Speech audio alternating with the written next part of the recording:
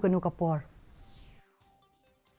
National General Secretary ka Seng BJP ubakhmi eka Ek Bharat Shreshtha Bharat hakathan chate lammingi Sunil Deodhar Liang baka Liang Pyrshah ka Pyrshang man Kren Pyrshah ya ka Seng BJP bat ki Pyrshang ru banyalam bakla ya ki brio na mar bakim kwa ba umudi bat ka Seng jong kan roi hakajala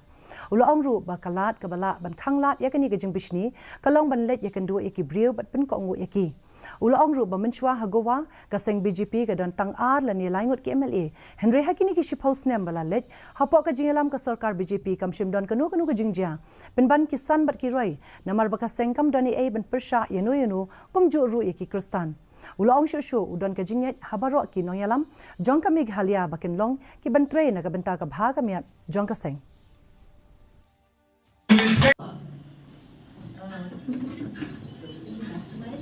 The only way to break this ice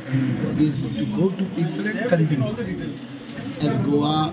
minister is a Christian Catholic, he said that before BJP had only 2 or 3 MLAs, and every election